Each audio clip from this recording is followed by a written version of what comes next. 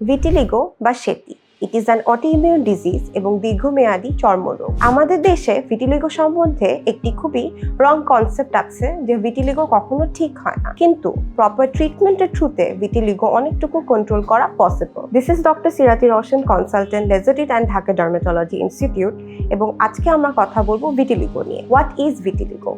Vitiligo is an autoimmune disease যেখানে আমাদের শরীরের নিজস্ব ইমিউন সিস্টেম ভুলবশত আমাদের পিগমেন্টারি সেল মেলানোসাইটসকে ধ্বংস করে থাকে। সহজভাবে বললে আমাদের শরীরের রং তৈরি করা সেলগুলা কাজ করা বন্ধ করে দেয়। এটা কোনো ইনফেকশন না বা এটা কন্টাজিয়াস না, মানে এটা ছোঁয়াচে নয়। এপিডেমিওলজি ওয়াইজ কোন বয়সে ভিটিলিগো ইউজুয়ালি হয়ে থাকে? ইয়াং অ্যাডাল্ট অর চাইল্ডহুড, এবং 10 থেকে 30 বছর বয়সে ভিটিলিগো হয়ে থাকে, এবং এটার পিক হলো আমরা দেখে থাকি ব্ল্যাক অর ব্রাউন স্কিনে। যে ভিটিলিগো কি কারণে হয়ে থাকে, the exact etiology of vitiligo is unknown, but there are some triggering factors as well, like genetic predisposition or family history, stress, trauma, burn কিংবা অটোইমিউন ডিসঅর্ডারস এর কারণে ভিটিলিগো হয়ে থাকে। কিছু কমন মিথস আমরা ভিটিলিগো সম্বন্ধে অলওয়েজ শুনে থাকি যে ভিটিলিগো ছোঁয়াচে। নো, ভিটিলিগো ছোঁয়াচে নয়। তাছাড়া আমরা শুনে থাকি যে ভিটিলিগো কখনো কিওর হয় না।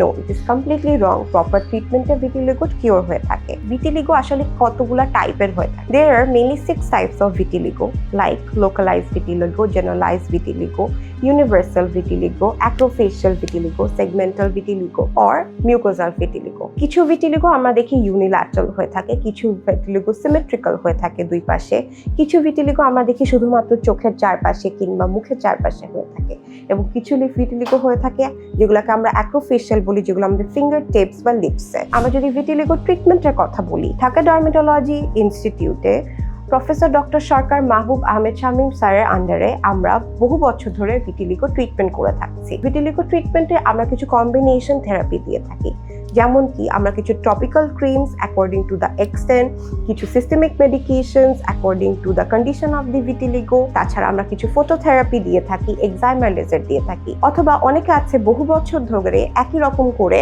ভিটিলিগোটা রয়ে গিয়েছে বডিতে, তাদেরকে আমরা পাঞ্চ গ্রাফটিং কিংবা সার্জিক্যাল গ্রাফটিং করে থাকি। ভিটিলিগো ট্রিটমেন্ট চলাকালীন কিছু রিয়েলিস্টিক এক্সপেকটেশনস থাকা খুবই জরুরি, যে এটি একটি দীর্ঘমেয়াদী রোগ এবং এটি সারতে আমাদের একটা প্রপার ট্রিটমেন্ট করতে বহুদিন লেগে যেতে পারে, কিন্তু এটি ঠিক হবে। প্রপার ট্রিটমেন্টের থ্রুতে আপনি খুবই সহজে একটি নর্মাল লাইফ লিড করতে পারবেন। বাট আমাদের মনে রাখতে হবে যে ভিটিলিগো শুধুমাত্র একটি স্কিন কন্ডিশন না, এটা একটি মানুষের কনফিডেন্সকেও নষ্ট করে থাকে।